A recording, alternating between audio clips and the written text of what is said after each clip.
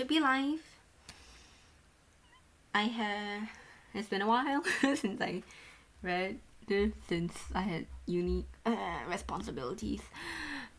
I finished, well, almost finished. I just need to do some final checks before handing them in tonight because I have work tomorrow. I have about 2 hours to stream today, so hopefully we'll get another 2 chapters done, maybe more. I think we got up to chapter 4, right? So we're up to chapter 5 now. Yeah, I think. Dark Mirror.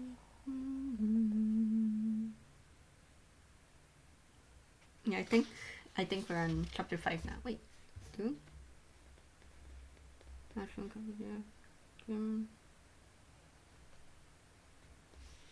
Okay, yeah. Chapter 5. I had to make sure I forgot, it's been so long.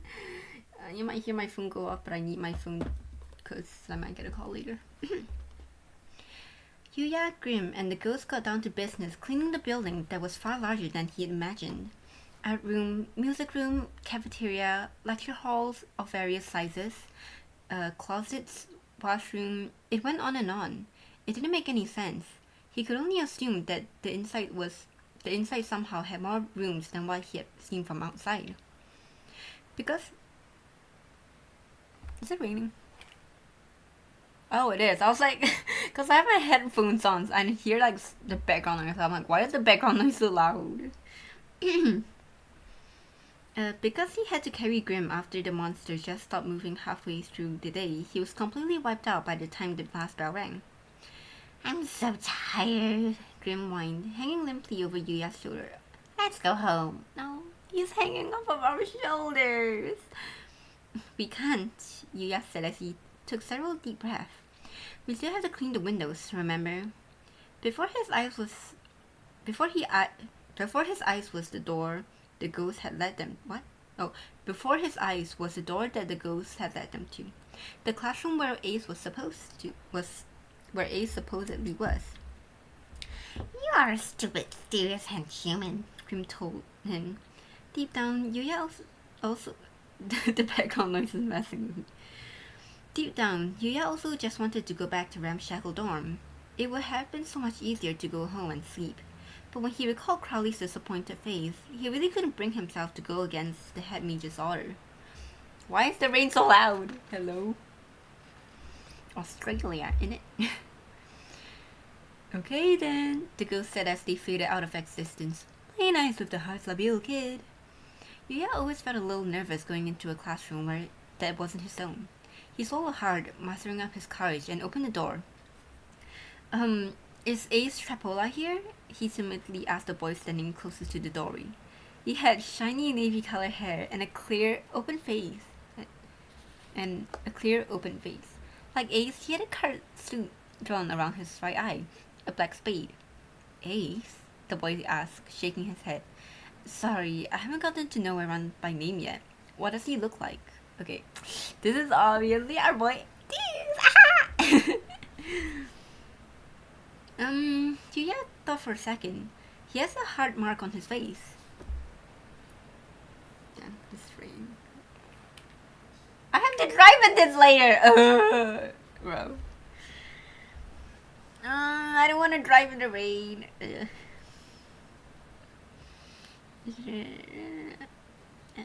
Super mean, Green interjected, sticking out his tongue over Yuya's shoulder. Oh, that guy, the boy nodded, and Yuya wondered which comment had a stir in his memory. Wow. He already left. He left? Yeah, he was yelling real loud a second ago. Oh wait, there he is.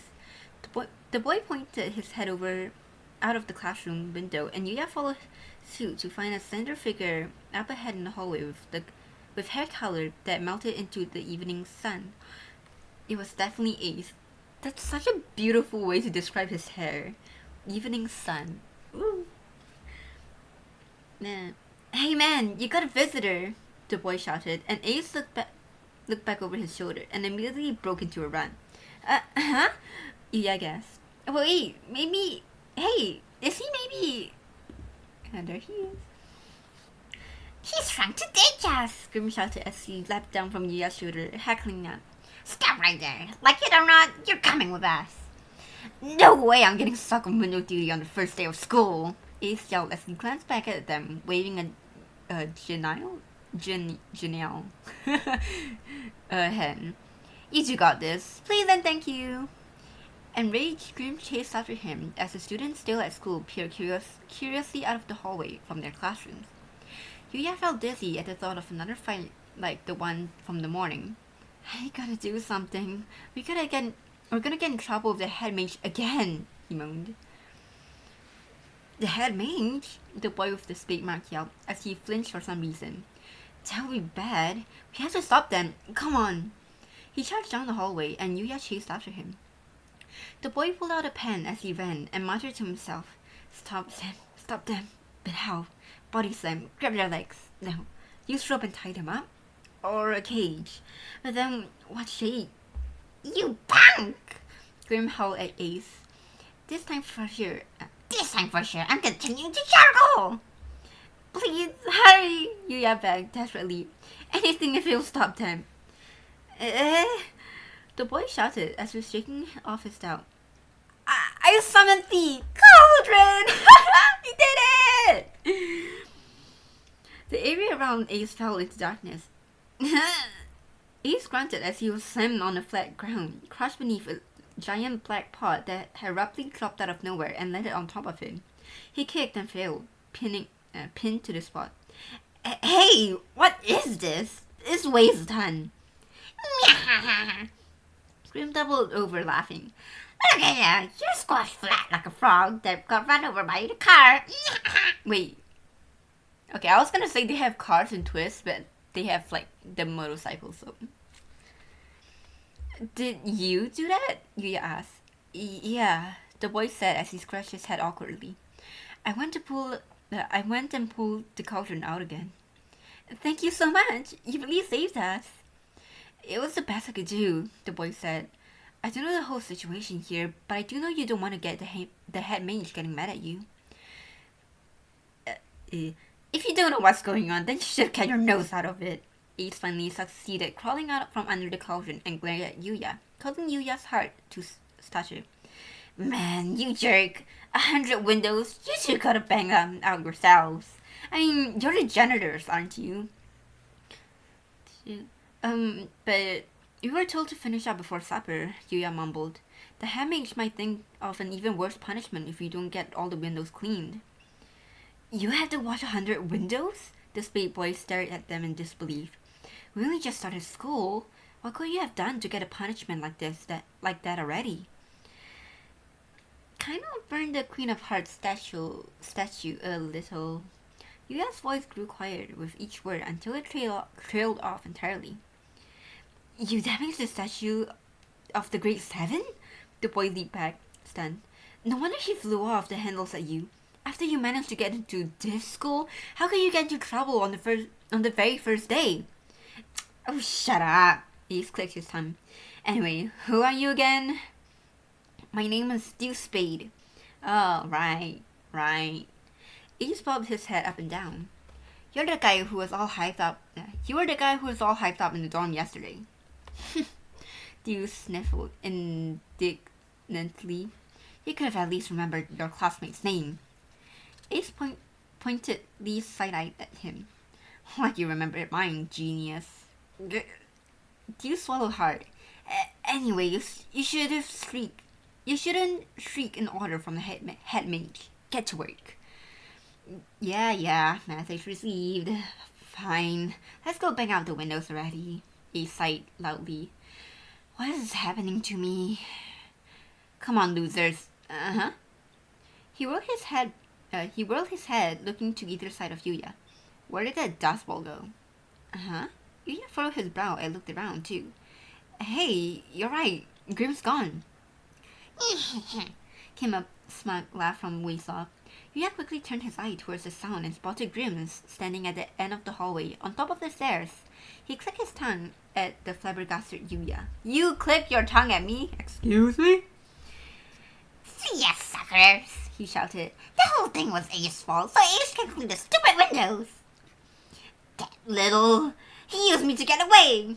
Ace growled, slapping Deuce's shoulder. Hey, Juice! Juice? Deuce stared at him, confused. You mean me? My name is Deuce. Whatever. Help me catch that furball. Why me? 'Cause that doo-doo... Cause that doo-doo there can't use magic, so he's out. Ace rolled his eyes at Yuya. Unless you want the headmage down your throat, it's you and me. Deuce gritted his teeth. Fine. He followed Ace through the hall and disappeared down the stairs, chasing after Grim. Neither boys looked back at Yuya, a clear sign. Ooh, that's loud thunder. Ooh. Oh my god. How loud is it? I'm wearing headphones. And I can still hear it. What the hell? Hey, hey. The dog is squeezing under my table. Neither boys looked back at Yuya, a clear sign of how utterly useless they considered him. For a second, he wondered if he should have just gone back to the dorm by himself, but he was too scared about what might happen if he did. In the end, he simply trailed after the others.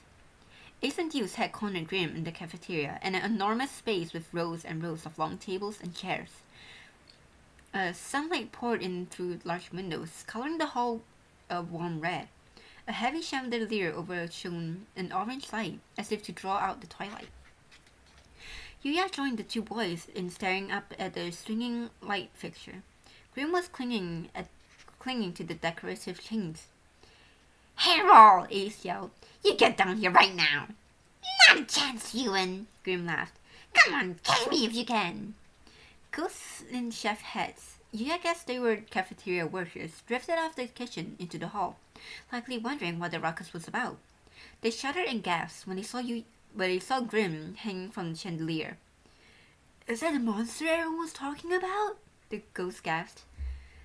No fair climbing up to where we can reach you, you coward! Ace yelled. It's just plain smart! Grim taunted as he turned and waggled his backside at them. You're a bunch of dooms, is all. Come down here and say that, Deuce challenged, glaring furiously and looking at the entirely different person, face in anger. Who's talking? Shoot your mouth off while you can, you little weasel, Ace shouted, his mouth trembling with rage, tightening grip of his pen. Just wait, I'm gonna knock you into next week. Stop! Yuya managed to squeak. Then the boys raised their hands, ready to fire their magic at any second. A sternly silent Deuce had an icy cold Ace craned their necks to look at him. What? Stop fighting. That's what he wanted to say, but the words clung to the inside of his throat, and he couldn't push out one word. It felt like he swallowed a thin plastic bag. The words crumbled and blocking his airway, nearly suffocating him. Stop fighting. I have enough of these arguments. Can't you find a better way of doing things? That's all he wanted to tell them, and yet words refused to come out. While he hesitated, the words grew sonder in his mouth and eventually melted away. Seriously, what? If you got something to say, then spit it out! An annoyed Ace rebunked the silent Yuya. If not them, then Deuce.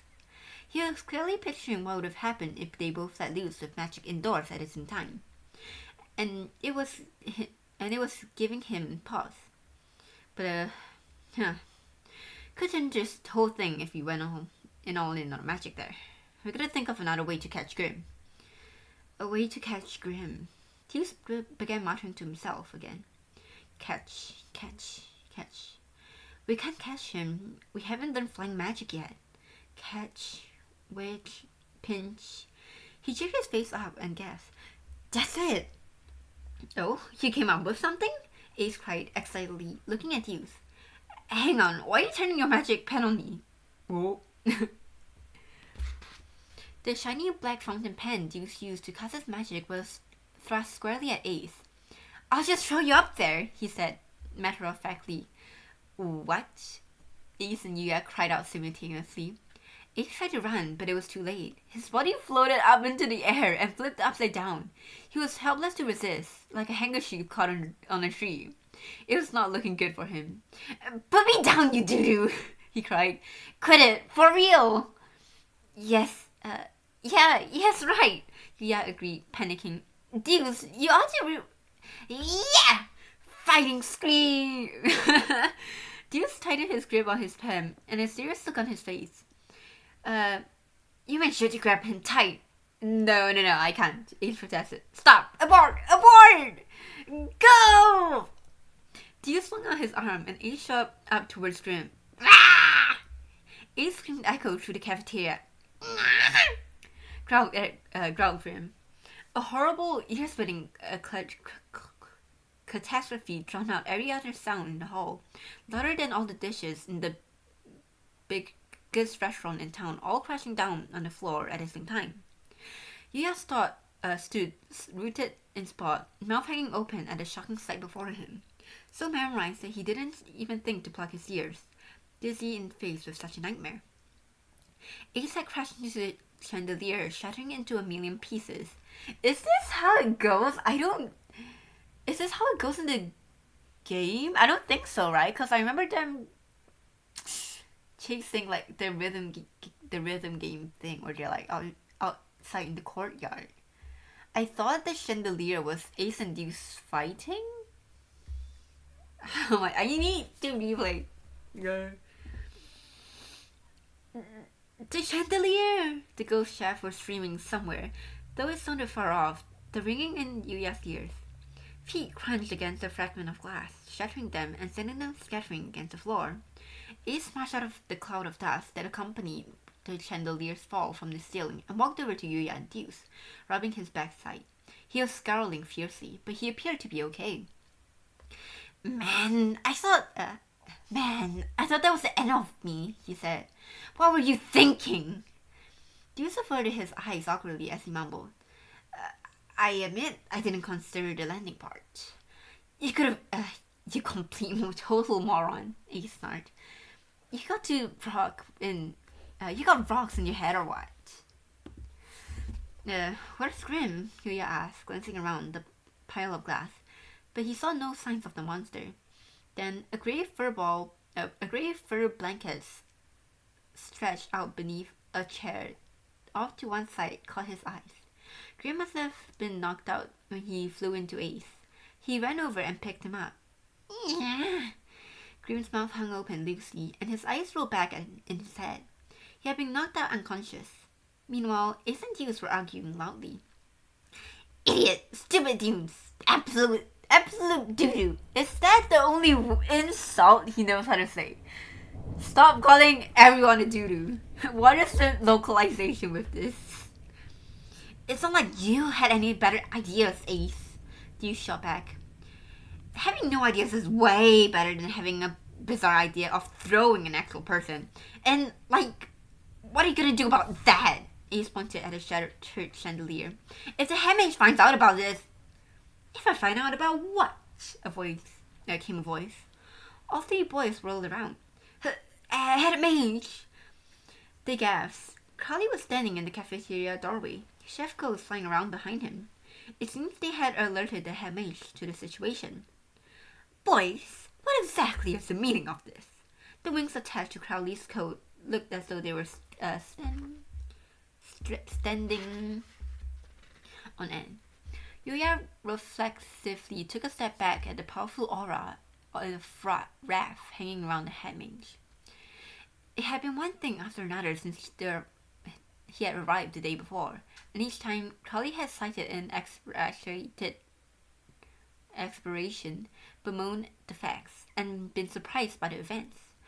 But this was the first time Yuya had seen him so angry. Oh! Crowley's pale lips trembled. The cafeteria chandelier. It's not what it looks like, head mage. Deuce cried, panicked. It wasn't me, Ace interrupted. It was Deuce and Grim. It's all their fault. Quiet, Crowley barked. First you burned the Queen of Hearts statue, and now you destroyed this precious chandelier. I can bear it no longer. I've never encountered such terrible students before. He took a deep breath and slammed his staff against the floor. A cold crack echoed in the dining hall. I cannot turn a blind eye to this. You both are expelled! What? Ace and Deuce shrieked. Yuya, you and Grim, Carly turned to look at them. You are also to leave immediately. No, Yuya gasped, still craving the unconscious grin. He found a place to live and lost it again in a single day. Before he could start to beg for forgiveness, however, Deuce was racing over to the head mage. Please, anything but that! Deuce howled, practically in tears. His face was scrunched up so the confident eyebrows that usually made him look so cool and collected were pulled down low, creating an impression of desperation. He looked ready to drop down on his knees on the glass-covered floor. I'm begging you, I can't be expelled from this school. I have so much to do here. That is unfortunate, Carly told him, but you have only yourself to blame for your foolish behaviors. I'll pay for the damage if you let me stay, Deuce wailed. Damages, Carly echoed, miffled. The chandelier is no mere light fixture. It's magic chandelier. Its candles are powered by magical energy source, enchanted so they will burn for eternity. The three boys looked at the object they had broken. Brackets like the antlers of a deer stretched out from the large chandelier, embedded with countless bits of brilliant glass, glittering like the morning dew. Only moments earlier, the candles had covered the cafeteria in a warm blanket of light. Now the chandelier was split into two of its axes, a mere shadow of its former glory. It was created by a legendary artificer 100 years ago, possibly their finest creation. It is one of the Academy's most prized treasures. Consider it a historical value. I would estimate its worth to be no less than 1 billion Thormax. 1 billion Thormax? Deuce cried. There's no way I can pay that. Were Thormax the unit of the currency here? Judging from Deuce's reaction and the way the color drained from Ace's face, Yuya understood that whatever Thormax was, 1 billion of them was an enormous sum of money. If they couldn't cover that measures, then he had zero chances of being able to, given that he didn't even own any clothes. He racked his brain frantically, searching for some other solution. Oh, he cried in realization. Right, magic. Can't you fix it with magic or something? Yes, Ace smiled awkwardly. We still hardly know any magic after all, but I'm sure with your magical talent, sir, you could snap your fingers and fix it right out. I would expect such talk from you, young Ace. What? I would expect talk from you, young Ace. But you appear to have failed to grasp the boundaries of what magic can and cannot do. Carly sighed, shaking his head as he pressed a hand to his forehead. Magic is no... Ow. Hey. 怎么了？没有哈。The dog is scared of the thunder and... 等一下去找妈妈哈。等一下要去找妈妈哈。Hey. She keeps banging her head on my table. Magic is no such. It's not a panacea. Some things are simply impossible, and any magic carried it certainly is. Magic with no wishing well. They're not to grant your heart's every desire. Carly turned his back to the boys and poked the mountain of chandelier debris with his staff, possibly looking for something amidst the glass. He said sadly and crouching down. Reverently, he scooped up what he had found and wrapped it in a black handkerchief. Sitting atop the fabric was a gem the size of a fist, broken clean in half. Behold, this precious gemstone, the figurative heart of any magic artifact, is broken. Without this magic stone, the chandelier is beyond repair. Even if we were to restore its appearance with magic, it could not light up the room the way it once did. Both candles and flame use the magic stone as their source of power. The pale peach stone rolled slightly on the black handkerchief. It must have been quite beautiful in its original state, and the crack that married its delicate cut were painful to look at. Magic seemed like the only way to potentially put the two halves together. But now that Carly had told them that even magic could not perform that miracle, they were completely out of cards to play. They were out of cards to play their card soldiers. Crisps!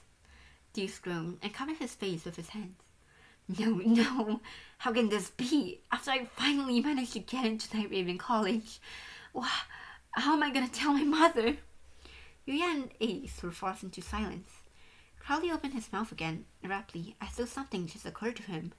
Perhaps there was still hope for them. But they may yet be away, he said. Deuce yanked his face up.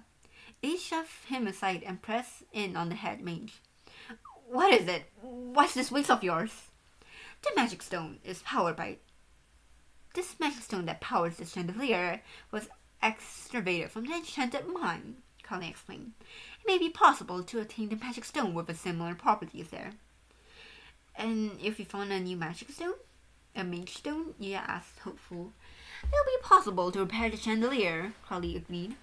I'll go find one, Deuce declared immediately.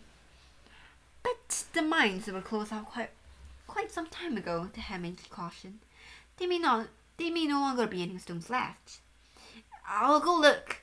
If there's even the slightest chance, Deuce insisted. Ace and Yuya both bobbed their head up and down. Yuya had absolutely no idea where this mine was or what it was like, but like Deuce said, if there was even a slightest chance of getting out of this mess, he was willing to take it. Well then, I suspect your expulsion for a single day. Crowley held out his finger repeatedly. 1 day only. The Dark Mirror will allow you to travel to the enchanted mines instantly. I shall wait until the dates change to see if you are able to return with a replacement. Thank you very much for the opportunity, Deuce said. Please keep in mind, however, Crowley continued, that I will be forced to ask you to leave the academy should you fail to bring me a mage stone. Deuce clenched his hand into a tight fist. Yes, sir, he said, through gritted teeth. We will absolutely restore the chandelier. Woo! Water break. That's the end of chapter 5.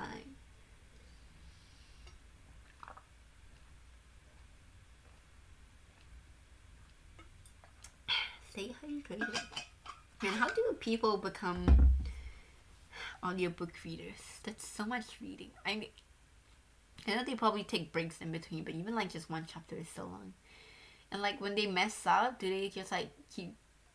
I'm assuming that they would like edit it, but oh my god, so much reading. Chapter 6. When Yuya opened his eyes, he was standing in a quiet woods, enveloped in the light spilling out from the dark mirror. How did this turn into such a giant hassle? Grim shouted, making the leaves on the trees around him flutter. He had been complaining ever since he'd woken up, and Yuya had explained the situation to him. Look, Weasel, Ace snapped. It's all your fault. Actually, no, this is Deuce. Actually, I think it was your fault, Ace. Deuce? Deuce interjected. You're the one who ran away to start with. Sure, Ace is no saint here, Grim agreed. But you threw him at me. You were the hook too, Deuce. You're on the hook too, Deuce. What? Deuce glared at him. Says the monster that climbed onto the chandelier. The evening sun that poured onto the woods was a fury of red, carving out the deep shadow around the trees that were more threatening than simply darkness. The lazy branches beckoned lazily, urging them further from the trees. Yuya could sense the presence of birds and other small creatures, but they were all hiding in silence, perhaps afraid of the groups of interlopers. The disturbing silence in the eyes of invincible animals set Yuya on edge, not to mention that Grim, Deuce, and Ace had not stopped arguing once since they had left the cafeteria, and just being near them was exhausting. There's a cottage over there, he cried, pointing to the structure by the side of the river. Maybe someone's home. They might know something about the mage stones. He ran towards the small house as if fleeing his companions, but when he knocked at the door, no one answered. When he looked at the building more closely, he saw the roof and walls were covered in moss, and the windows overrun with vines. He gave the wooden door a gentle push and opened easily. So it's empty, Ace asked, peering in from behind him. The place is a total wreck. I seriously doubt anyone lives here. The inside of the house was dark, and in poor shape indeed. The room was thick with spider webs, and it was clear that no one had stepped inside in quite some time. As he examined the furniture, Yuya got the feeling that something was off. The tables were very small, as the chairs lying on the floor, 7 in total, all the same style. He wondered if they had been made for children and squinted to get a better look at the place. There was still a pot on the hearth, large enough to feed more than a few people. The shelves were cluttered with random assortment of dishes and cutleries. The kitchen must have been bustling, full of life, back when people still lived there. Okay, I think I did get the impression that this was like the Seven Dwarfs cottage, but I couldn't exactly remember. So yes, this is the cottage of the Seven Dwarfs. Is there mines in Snow White? Cause I think in what's it called, Ever After High, in the Dragon games, I kind of remember like when Apple got poisoned. I kind of remember a cave behind the coffin. I don't know why, but I think maybe, I don't know. I don't know. I don't know where I'm going with that. Yuya was staring at the pot, now white with dust, and letting his thought wander at the cottage former's residence when he suddenly heard Dio's voice off in the distance. Hey, I found the entrance to the mine. Yuya walked over to Deuce, who was standing in front of the large hole in the face of the mountain. A narrow passage led into the rocks, almost like it was being drawn into a hole, and it was so dark he could only see a few meters ahead. If we're gonna find a mage stone, it'll be in there. Ace pulled out a flashlight. They had flashlights? You guys had flashlights? I thought you guys used candles. What? Ace pulled out a flashlight he brought along for this reason and handed each one to Ace and Yuya. With nothing but these small circles of light to guide them, the group started into the mine. The tunnel was wider than Yuya imagined, and the air was chilly. He could hear the water trickling somewhere. It's all damp and climbing and dark and scary, Grim muttered. Kinda like ramshackle dorm. That's a lot of N's. Grim, you ought to learn English better. Ramshackle dorm, Ace frowned, confused. Oh, that's the building Crowley's letting us stay in, Yuya said hesitantly. He felt nervous talking to Ace for some reason. Deuce looked back at them from where he was walking up ahead, a puzzled expression on his face. Dorm? You're living on campus too? And like, what are you anyway? Ace demanded. Where do you come from? Yuya explained his odd situation as he advances down the rocky path, heels cackling. Another world? Ace and Deuce examined in union. When Yuya was finished. I didn't even know there were other worlds, he said, eyebrows high into his forehead. Me neither, Deuce agreed. First I've heard of it. Okay, then what if we don't find a mage stone and you get chased off campus? Then what? Ace turned his flashlight on Yuya, questioning. Yuya squinted at the light. All he could offer in response was a feeble smile. What? Ace? What? Ace grimaced. If I'd known of that, Oh, wait! He breaks character so early on? I don't remember. Oh, Ace, you're so precious! I'm hugging my book right now. Oh, if I'd known all of that, I would have said, oh, it's okay. You can let me live with your family. Let me meet your brother. Shh, Deuce interrupted sharply. Did you hear that? At first, they thought it was the sound of the wind, the rumbles of air as it slipped between rocks and scraped against them, but they could hear something else mixed with it. Is it getting louder? Deuce whispered. I'm trying to replicate the sound the shadows make. It was a groan. Something was groaning. Just as Yuya came to this realization, he saw a dim light ahead, where the corridor branches off. The disturbing purple lights flickered and grew larger, approaching Yuya and the others. Psh, psh, psh. He heard liquid splashing like droplets landing wetly on the cold rocks. Psh, psh, psh. The sound went on and on, planting seeds of fear in his heart. Hey guys, Grim said nervously. What is that? The source of the splashing revealed itself slowly, and Yuya stared, stunned. He had no idea what he was looking at. No give. An enormous mass of dirt shuddered. It held a pickaxe and a lantern. It had hands and a body, but no face. In place of a head was a floating, spherical ink bottle, the black liquid inside oozing like cold tar and dripping slowly, drop after drop, out from a crack in the glass. The mass of dirt groaned like it was in pain. Stone, stone. While Yuya and his comrade gasped, the mass of dirt vanished in his pickaxe. Stones are mine. Deuce dropped and rolled away to dodge the sharp end of the pickaxe as the blade slides into the metal tracks at his feet that like they were soft butter. What the? He cried. He cried out, still flat on his backside. Seriously, what is that? A dirt monster? A pickaxe whooshed through the air towards Yuya, and he glued himself to the rock facing the tunnel wall. He had just barely avoided the blow. How would I know? He cried wildly.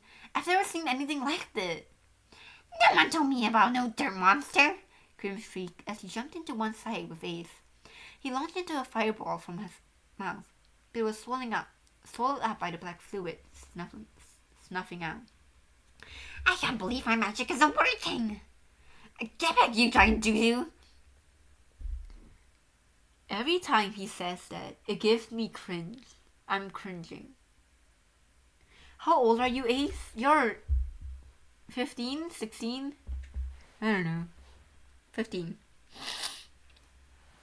Ace blasted the creature with his wind magic, but like Grim's flames, it was quickly absorbed.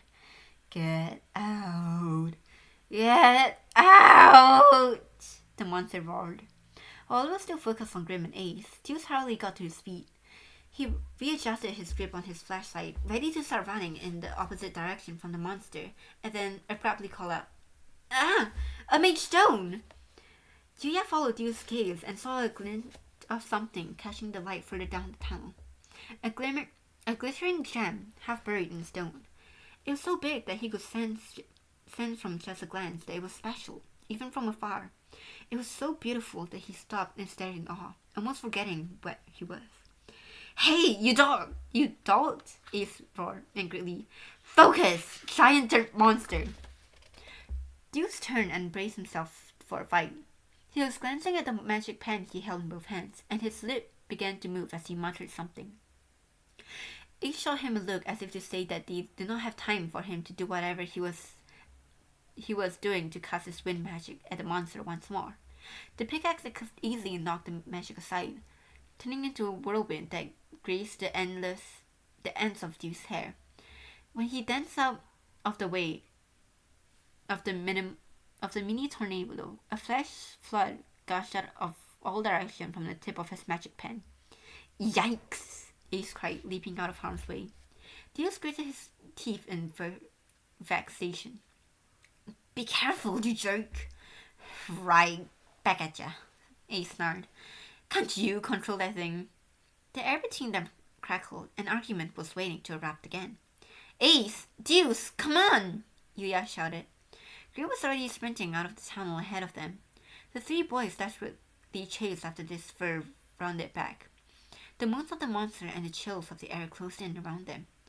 They're gonna get us! Yuya gasped for air.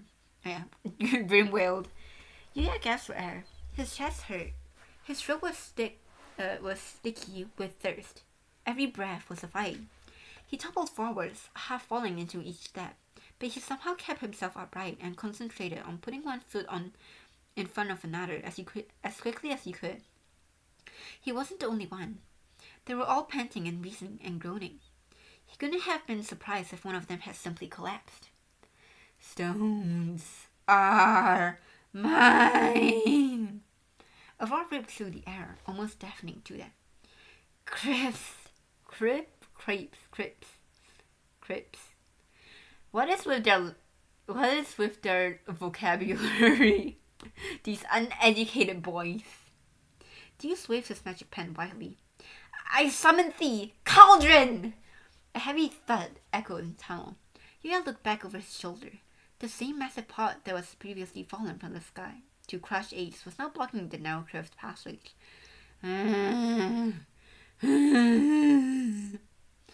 Came a ferocious roar from the other side of the barrier. The monster howled in fury, but before they had heard a slithering, dragging sound, and they could no longer sense the creature's presence. Yuya stared at the cauldron and dropped to his knees as in prayer, while Grim, Deuce, and Ace flopped back onto the ground, their chests heaving. They were all too winded to speak for a while. Finally, Ace raised his hoarse voice to make himself heard all over the panting. That monster was a total gross out. What was that?" "That scared me." I'm gonna expo. "No idea." Duke shook his head weakly. "It was no normal ghost, that's for sure." Grim managed to hint a nod. "Ghosts aren't black, and they definitely aren't as scary as whatever that was." Ghosts would come out of walls at Yuya yesterday had been scary, true, but he figured it was more due to the surprise of the encountering ghosts for the first time rather than there being anything inherently terrifying about them. Sure, their love for pranks was a bit of an issue, but after speaking with them in the light of the day, he felt almost fond of those funny little guys. The monster in the tunnel, though, that thing inspired real terror in him. His arms were covered in goosebumps, and he rubbed them with a shudder. He wondered how he had known that the headless creature was a threat to his life the second he saw it. Chills had run out from his spine, and felt a powerful, instinctive loath of the black liquid dripping from the massive bulk. The way it looked, the voice, just remembering them made the content of his stomach churn. Can't have enough lives going up against that thing like that. Ace got up to his feet and glared at the cauldron up ahead. He seemed to be considering something. He looked back. The entrance of the mine wasn't too far off. They came quite a distance from the flight of the monster. He shook his head. "Let's just give up and go home," he said decisively, as though he'd never been surer of anything. Sure. I didn't know that's how you spell sure. He had never been sure of anything of his life. We can snatch a Maidstone someplace where there's not a monster bent on murdering us. And that fork in the road right after we came in, yeah? We still got other place to look."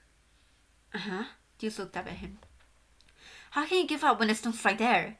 We all saw it. It's huge. We are 100% expelled if we don't bring that mage stone to the head mage. We have to go and get it." No. Ace shook his head firmly, back and forth. That's an absolutely idiotic move. Going back there with that thing. "It's not an idiotic move," Deuce protested vehemently. "We've only got 2 hours until tomorrow. We don't have time to go look for another one." "Listen, you," Ace let out a long sigh. "You're putting on a real show here, but can you actually take that monster out? Or is this like that chandelier where you're just gonna charge it with absolutely no plan and dragging the rest of us down with you? You're a real pain in the butt, you know. But we're talking about death or letting time run out. If we're talking about death or letting time run out, I'll always pick time." "Chicken," Deuce said coolly. "What?" Ace glared at him. Deuce drew himself up and returned the glare, pulling his chin in. His voice was so low and threatening that he stared in on the other boys. You swagger around like you're the king of the hill, but you're all talk, no action. If you weren't willing to put your life on the line, you should have come in the first place. If you're not willing to put your life on the line, then you shouldn't have promised that from the start. Why don't you just go home, go back to your coop, you big chicken? I don't want to be chased out of school either, he cried, as if embodied by Deuce's spirit. Ace winced ever so slightly, then smiled coldly, as if to say there's no other way he was going to go back down. No. Okay then, you two go on ahead with your sad little baby magic and fight the big bad monster. I'd like to see you try. Neither of you even have the mage yet. Neither of you even have the mage I am. Huh? Deuce cried. Oh, it's on. Go ahead and say that again. How dare you call my magic sad? Grim snarled. Yuya could only stand there, rooted to the spot, while they yelled and argued around him. It's your fault. To start with, you. Angry roar filled air, battered both Yuya's nerves and his ears. He hung his head and saw that his clenched fists were trembling. His heart was pounding as if he was going to pull himself apart, and he never been so out of breath in his life. He had been hot before, and yet now he was so cold he could barely stand it. The tension of a living creature snaking around him and holding him fast. He was not good at fighting. He hated it. He lived his whole life expressively avoiding a hint of anything that might have been a fight. Yet from the moment he had arrived at the place the day before, it had been a constant stream of battles. The more he tried to avoid it, the worse everything got. Challenges, threats, arguments, violence. Bad things kept happening. Was it his fault for not being able to stop it? Would he have been in a different position now if he had been able to say something at the moment leading up to this one? Would he have been able to avoid this horrible squandering? This commotion was so loud that covering his ears would do nothing, and before he knew it, he was shrieking. Stop fighting! All shouting ceased immediately. His companions had apparently been stunned into silence by the fact that Yuya was even capable of raising his voice. You're scaring me! Grim was all frozen in place, all the hair on his body standing on end. Surprise also colored the face of Ace and Deuce, but their expression quickly grew surly again. Stop fighting. Whoa, okay, buddy. Ace snorted in laughter. Now you're Mr. Goody Two Shoes. Listen up. You know who's gonna be in the most trouble if you don't get a mage stone? You, that's who. You got nowhere else to go, right? So how can you just stand there and be all, fighting's bad, let's all hold hands and be besties? You gotta be kidding me. He jerked his chin up, as if to express his disgust at the idea with his whole body. Jeez, calm down. I haven't said anything. I only said to stop fighting. Jeez, Ace.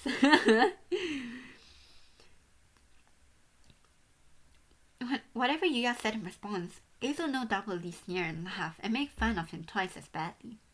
Normally, he would have been turned tails to run, but all of the fighting had made him painfully aware that whatever he had been doing so far wasn't working, and the worst came to him eventually.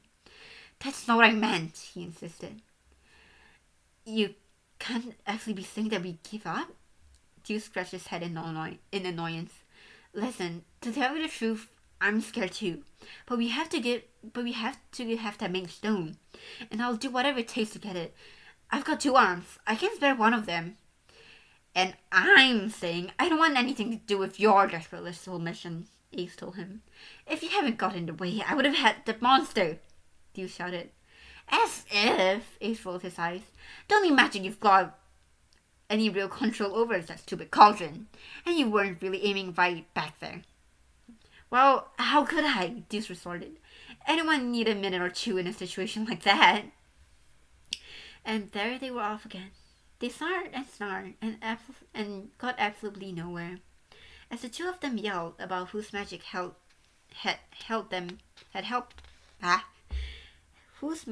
held back whom and how, you remember what the head mage said about magic not being a panacea.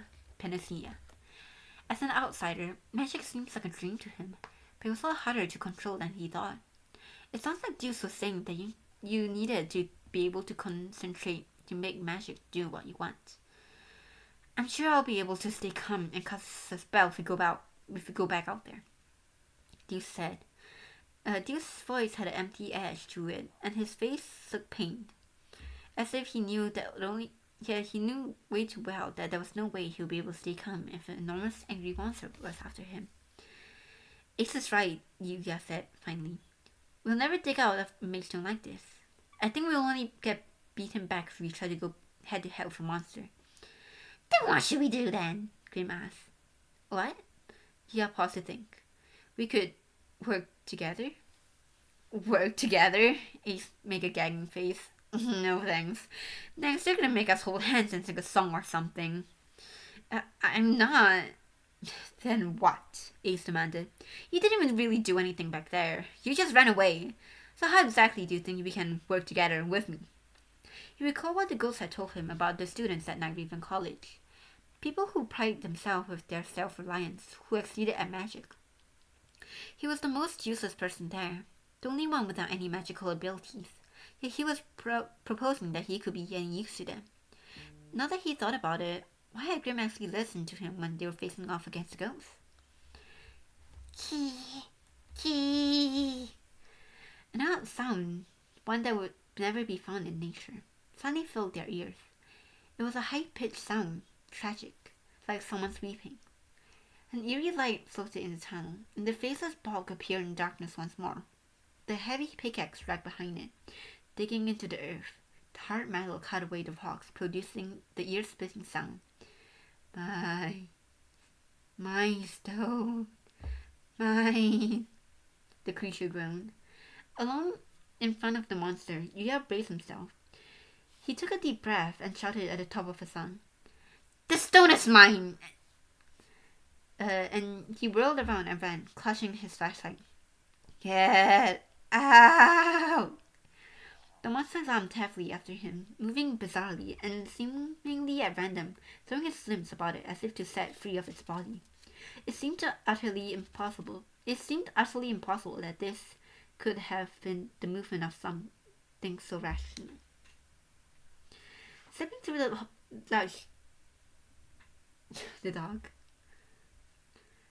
large hens flailing around, Yuya ran with everything he had. He stumbled over the railroad tie that was long ago fulfilled its role of supporting the tracks and was now lying along a dark tunnel path. He fell. He squeaked as something damp grabbed his ankle. His leg was yanked back roughly, firmly, and his white socks turned black. At first, he could see a clear, defined handprint, but then outline bled and spread outwards like a spot of ink leaked inside of a pencil case. Yuya pressed his hands to the ground and tried to scrabble backwards at the monster, steadily closing the distance between them. The pickaxe was slowly lifting higher into the air. "Stones mine!" the creature roared. "I summon thee, cauldron!" rang Deuce's voice. A metallic clinking filled the tunnel. Ever so tentatively, Yuya opened his eyes. The monster had been crushed under the cauldron and was kicking and struggling against the ground. "Yes! Got him!" Deuce cried from behind a rock a few steps away from Yuya. He thrust a clenched fist into the air. "The rest is up to you!" As his signal, Ace and Grim leapt out from their separate hiding place. Yuya stepped back as Ace brandished his magic pen and Grim puffed out his stomach. Small sparks crackled in the air around them. You bet! I got this! One extra large gust of wind coming up!" he shouted. "With a sight of Grim's blazing hot fire!" Grim called.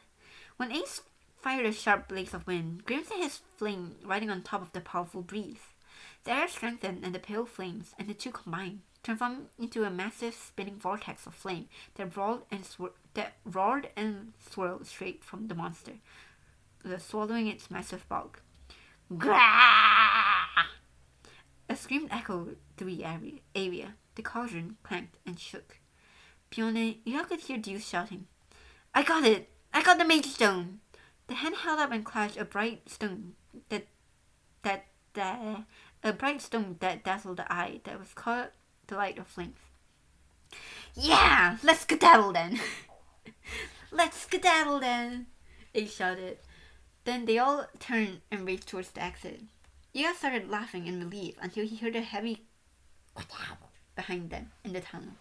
Ah, ah, ah.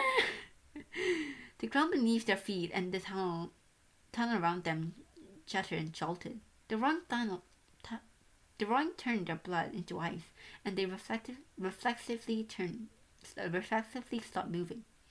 You gotta be kidding me, Deuce murmured. The monster howled, drowning out all their sound, and the rock around them bounced up into the air. Shh! Something stretched out towards from the darkness, a hand dripping with black fluid. A hideous burnt cap crumbled and fell to the ground. Stone!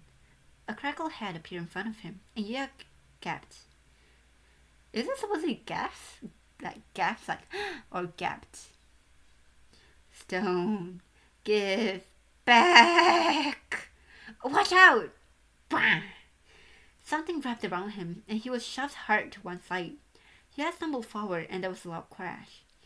When he looked back, the lantern was lying in peace on the ground where he had been standing half a second earlier. Oh no, that's Riddle. Oh no, yeah, that's... I'm pretty sure that's Riddle. How do I do Riddle's voice again? Watch out! Yeah. No, wait. When he looked back, the lantern was lying in peace on the ground where he... No, maybe that's Ace or Deuce. Or maybe Kater or Trey. If he hadn't been knocked aside, the lantern would have been smashed into him, and he wouldn't have come out of the collusion unscattered. No, that's Ace. No, that Riddle's not even here yet. Eyes on the prize, man. Ace patted his shoulder. It was only then that Yuya finally realized Ace had saved him with his wind magic. Ah! This guy seriously can't take a hint. This guy seriously can't take a hint, Grim cried as he sent balls of fire shooting towards the monster alongside Ace's burst of wind. Even enveloped in flame, the enemy continued to stagger forwards, painfully persistent. Its sights were set squarely on Deuce and the mage stone in his hand. Gotta stop it. Deuce looked around uncertain. Rope? No. A cage? But... Anything's fine, Yuya shouted. Anything. Deuce glared at the monster as if shaking off his indecision. I summon thee! Cauldron! The magic pen he held high in the air flashed sharply.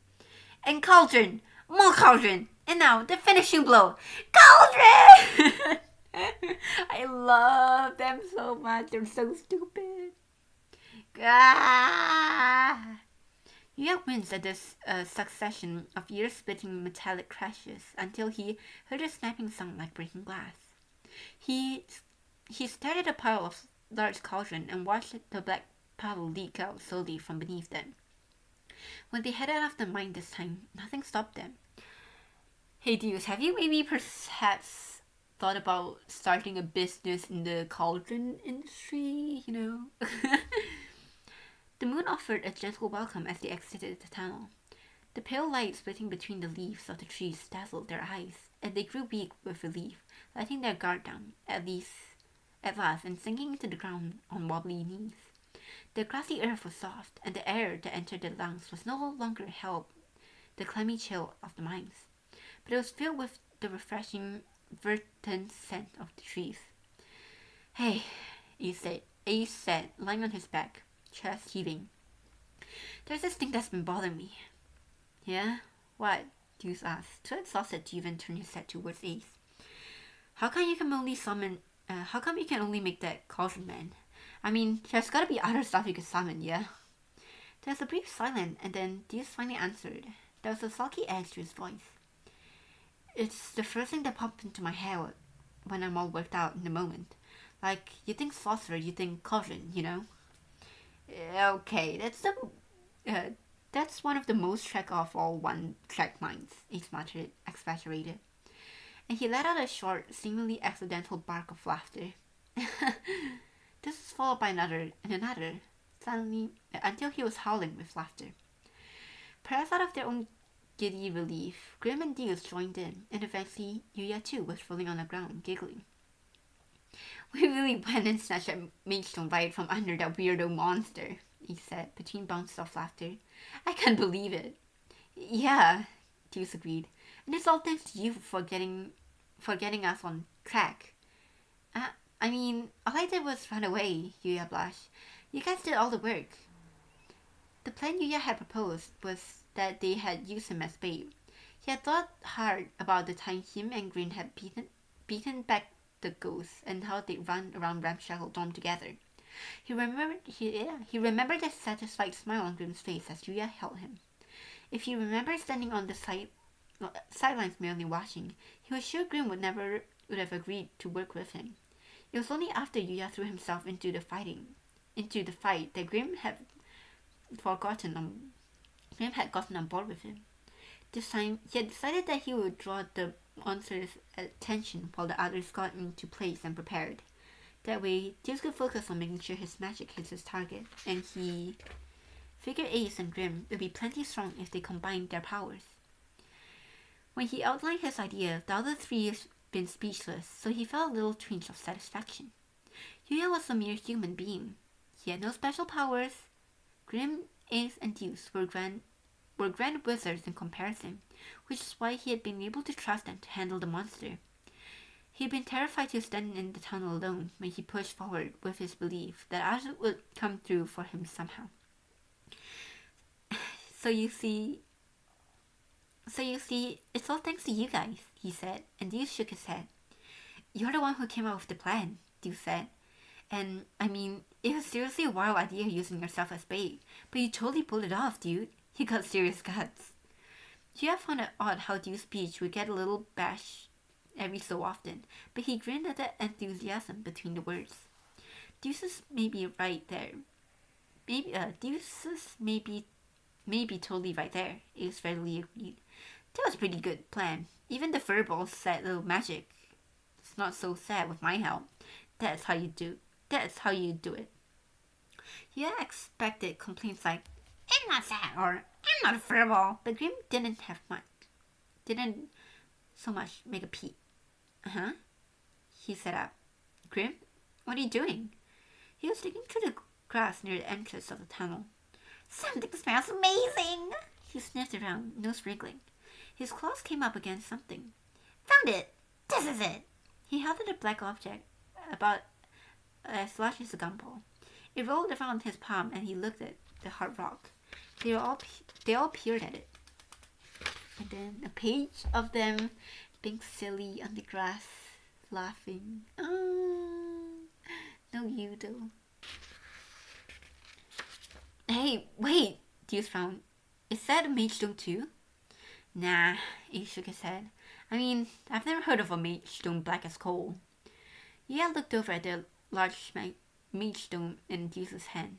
This new stone was dull in comparison, rather than reflecting the light of the moon. It seemed to suck in every last drop of it. The monster was black too, Ace noted. Maybe it's part of the wreckage. It's obvious it's not the same as other stones here.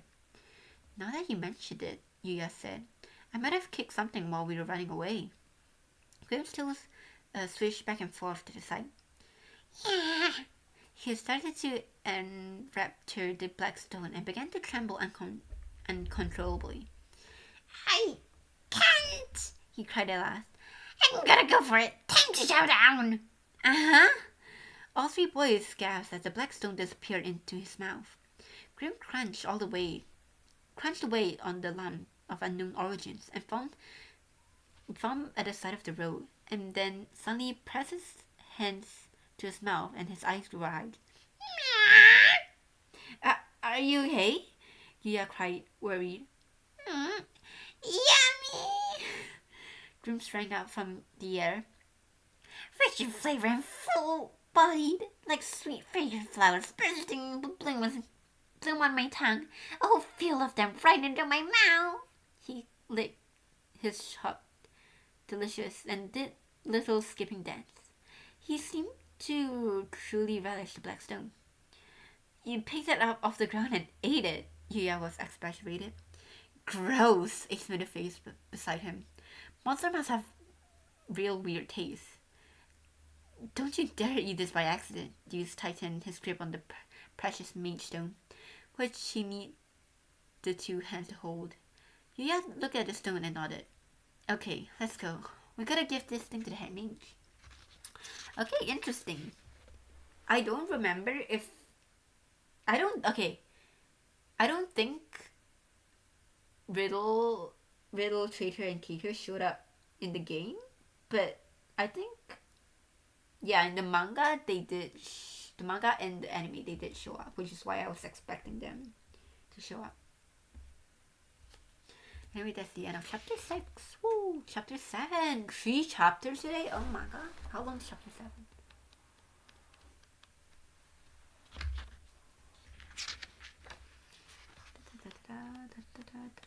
Oh my god, chapter 7 is a bit... Oh yeah? Is it chapter 8? Okay. Oh, I can totally do chapter... Oh, part 2, okay. Okay, we can do up to part... We can finish part 1. Pardon? You're telling me you actually went to the enchanted mines in search of a mage stone? Crowley stunned, greeting them when they barged into the head mage's office. I'd assumed you'd given up and returned. Deuce rolled his eyes at the unexpected reaction. It wasn't like it was an option. I said I'd do anything. Indeed you did, but... Crowley shrugged. Never my wildest imagination did I think you would actually return with a mage stone. I heard that the mines was picked clean long ago, so I went ahead and with preparing your expulsion documents. Are you serious? Grim shook with anger. When we were fighting that huge monster, you were expelling us? Monster? Crowley blinked at him. Yeah, Grim leaned forward towards Crowley.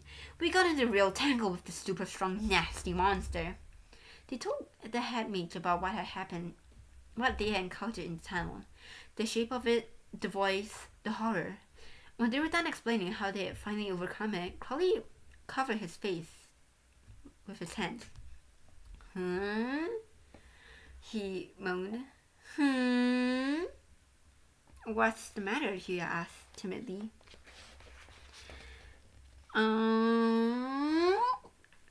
Crowley's cry grew louder and morphed into a howl.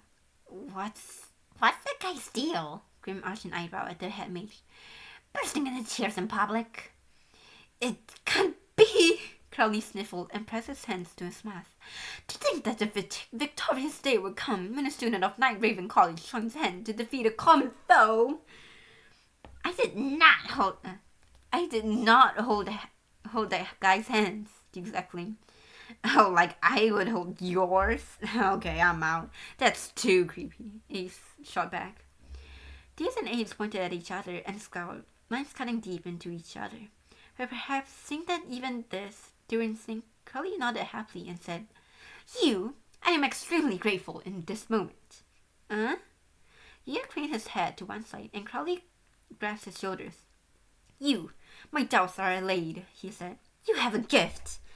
A gift? Yuya's eyes grew white. Me? What? You possess the talent of a beast tamer, the head mage declared. A beast tamer? Yuya was baffled. What even is that? Crowley grinned at him brightly. Ever since you related me with the tale of how you vanquished the ghost of Grimm, I'd always wondered if that might not be the case. Ace and Deuce ignored the big reveal and continued to quarrel. Crowley watched this as the corner of his eyes as he leaned forward and began to speak. The truth is, my students have all been selected by the Dark Mayor for exceptional talent and potential future mage. Yes, Yuya nodded. You told me that before. But at the same time, the great talents beckon great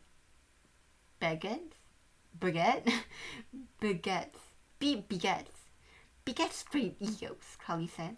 Most of my students are quite proud and headstrong. They're so reliant and self-centered that they never ever consider cooperating with each other. Diasomnia, Rook would cooperate with anyone. Kaleem would cooperate, but okay, those are the light trio. Who else would cooperate? Jack, if the right person. Jack. Keisha and Trey would cooperate, yeah.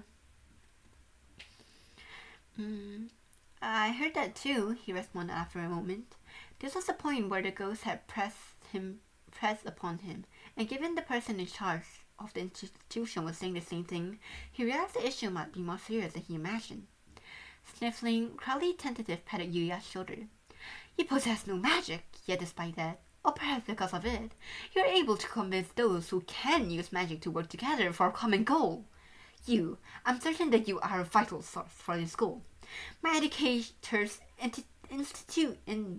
intuition tells me so. He fell silent there, the eyes that pecked out from behind his mask firmly focused on Yuya. Head mage? He had no idea what Crowley was thinking. I have made a decision, the head mage said finally in a quiet voice. Crapola, Spade, you found the magnificent mage stone that is perfect for the chandelier. As promised, I hereby revoke your pending expulsion. Yes! Deuce pumped his fist in the air. I get to stay at a school! Match. I knew it will work out. Ace put his hand on his hips and shook his head with an exaggerated expression. Happiness crept into his face as he slackened into a smile. Crowley then turned towards Yuya. Furthermore, you. Yes, sir. He stood a little taller. I am granting you the qualification necessary to attend the school at Night Raven College. What? As an actual student? He had to have misheard that, but Crowley's smile remained firm. A student? Really? I mean, I don't have to be a janitor anymore? Yes. Did I not just tell you that you are exactly what we need at this academy? Thus, we must offer you the appropriate welcome. It is extraordinarily kind of me, of course. He concluded enthusiastically. Yuya looked at Grim. The small monster was standing alone, off to the side. His drooping ears shadowed his face, hiding his expression from Yuya, but his round back seemed wrenched somehow. Yuya was about to call out to him when Crowley's gold fingernails snapped out at his nose. Hold this instant. There is, however, one condition for your admission. A condition? Yuya's heart sank. Not to keep harping on the fact, but your ability to use magic for a mage is unacceptable. You'll not be able to adequately pursue magic, the school's curriculum, not to mention performing basic tasks for daily life, he sniffled. To that end, Grim. Huh? Grim lifted his face, and Crowley met his eyes. You and Yuya will be permitted to enter Night Raven College as one joint student, the head mage told him. One joint student? Yuya's heart leapt back. You mean I can attend the school too? Grim asked, stunned. Basically, yeah, Ace said. Probably, Deuce agreed. Grim's face lit up as he raised over to Yuya. He climbed up to Yuya's shoulders and used them as a podium to lock eyes with Crowley. I can be a student at night. My grim voice is not it today.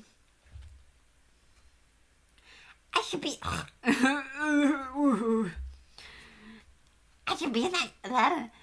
a student at Night Raven College? Yes. Really? Really? You are persistent. If you must have proof, here. Crowley waved his staff. A small particle of light rained down on Grim, glittering. They came together in a soft thread and gently stroked the white fur of his neck. The light concentrated around his torso, bounced back, and disappeared. There, in place of a magic pen, I suspect that your paws cannot handle the implement. Ah, sweet! A mage stone just for me? Once the particle of the light cleared away, a pale purple stone hung from a ribbon around Grim's neck. The color was different, but it was all the same the stone in Ace and Deuce's magic pens. A badge of studenthood at Night Raven College. All right! I look awesome! You! Grim danced around in delight. Check it out! My very own made stone! That's great, Grim. Yuya pulled the monster down from his shoulders. He had spent a mere 2 days with Grim, and he couldn't say that the monster had been anything close to friendly or cooperative. He attacked Yuya the second they met and was selfish and quick to pick a fight. Even 2 days were enough for Yuya to see that Grim was the type of troublemaker that he tried to normally stay away from. At the same time, he was painfully aware how badly Grim wanted to be a sorcerer. That's nothing Yuya was devoted to in the same way. And perhaps that was why he was just seeing Grim rejoice made his own heart sting. Congratulations, he said. He really meant it. Grim grinned with all his teeth. Smiles appeared on Ace and Deuce's face as well. Pretty great, huh, Deuce said happily. And you too, Grim. Perhaps it's not hearing him, or perhaps simply ignoring him. Grim kept humming to himself, lost in a static daydream. I am amazing, the best of the best, cream of the crop. I'll be the great mage in no time. Hey, Ace whispered in Yuya's ear. Is he okay? Deuce asked. Probably, Yuya replied, but Deuce looked dubious. Yuya knew how he felt. Stay strong, Ace slapped his back. The two of you are one person now. You gotta tighten rein on Grim, you know? 2 as 1. They were in this together. If Grim stirred up trouble again, they might face expulsion. Oh, rest assured from the point. I've thought of that too. Here, for you. The headmate shot out a small camera. This is a ghost camera. It is an old magic artifact, able to capture parts of the subject's soul. I'd like for you to photograph Grim and the other students with this camera. Make a record of your campus life and report back to me. The headmate glanced at Grim. He was dancing around, waving his fist, tail, swishing back and forth. It was all fine and good to be in high spirits. It's all fine and good to be in high spirits, but I ask for you to please report to me immediately when his high spirits reach a new height and lead to mischief. I understand, Yuya nodded firmly. Now then, Crowley cleared his throat. The hour has grown late, so further details shall have to wait till the morrow. You're all dismissed. Return to your dorms. Good night, sir. The students thanked Crowley and left the headmate's office. Ace let out a big yawn. The headmate's right. I'm seriously white. Come on, Deuce. Let's head back to the dorm. Oop. Both of them are about to get collared for not being in the dorm. The curfew. Yeah, I'm exhausted. Deuce agreed. I'm going straight to bed. Yuya called out as they started to walk away. Thanks for everything today. Ace and Deuce looked back at the same time and grinned. We're classmates starting tomorrow, Deuce waved. See you then. You got this, you. It was perhaps the first time Ace had called him by his name. Yuya stared absently as they headed off, and Grim shoved him in the shin. Hey you! Time for us to book it too. Back to Ramshackle Dorm. Apparently, the name Ramshackle Dorm had stuck, but Grim didn't seem particularly bothered by it anymore. Bursting with happiness, he yanked Yu's hand. We've got to hurry up and go to bed. I mean, we're not janitors no more. Tomorrow we're finally... He jumped up and down, the ring stone around his neck glittering. We're finally starting a new dazzling life as student at Night Raven College. Yay! End of part 1. Part 2, Rose Red Tyrant. And chapter 8. I don't think I'll start. Should I? I can try. We screw this. We try. The morning classroom was water break. Stay hydrated.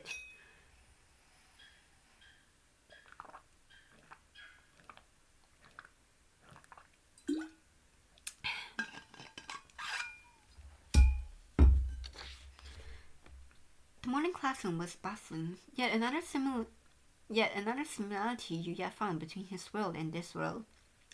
Yuya and Grim sat to one side of the large classroom as their fellow students whispered among themselves. "Hey, check it out," said one student. "Hey, isn't that guy from the orientation? And the monster that tried to burn everything down? I thought they tossed him out," said another. "Didn't you hear? So after school yesterday in the cafeteria." They can take the ice off of me. Grim laughed. Tough being a star, huh? Yuya was hanging his head, feeling extremely awkward, when he heard a familiar voice. "Think again, man." "Huh?" Yuya jerked his face up and saw the Heart and Spade suits looking at him. Well.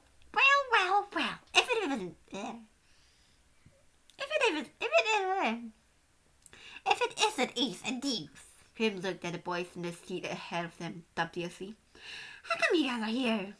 "Could have asked you the same thing," he said. "Does this mean you're not in class?" So then, Yuya frowned. "Me and Ace are in class A. Guess we're all in this together, huh?" Deuce patted Yuya's shoulder. "You'll be fine. You're just nervous about your first day, right? Yesterday was basically nothing but introductions and explanations. I'm sure you won't have any trouble, even though you're starting a day late." I mean, Yuya's starting 15 years late to the curriculum. Deuce. Ace glared at him. "How about you quit with the good little boy act, as if you're the class leader or something? I mean, you're actually an idiot." "Who are you calling an idiot?" Deuce snarled. "You, pal, you come with me if you need anything. Don't ask this knucklehead, or you'll end up to your neck in trouble. I can handle another mind monster." "Oh, okay." Yuya felt even more awkward and nervous with Ace talking and Deuce smiling at him. He was grateful to them. After all, they saved his life, and he was only there at Night Raven College as a student thanks to their help. If he had gone after the magedom himself, he'd be lying in a ditch somewhere right about now. "He doesn't need you. So long as he got me, everything will be peachy perfect." Grim informed in a huff. "Big talk for a weasel," Ace retorted. Yuya really had no idea how he was supposed to have a casual conversation with these people. He hadn't joined the morning small talk among his classmates in his original world either.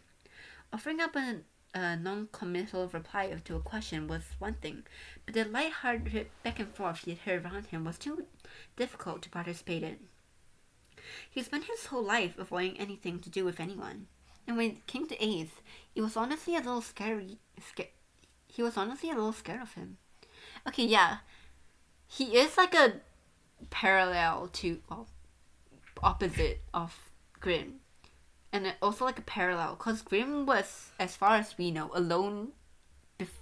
He has been all alone before he came to Night Raven College. And Yuya here has also been alone, avoiding people. So they alike, but very different.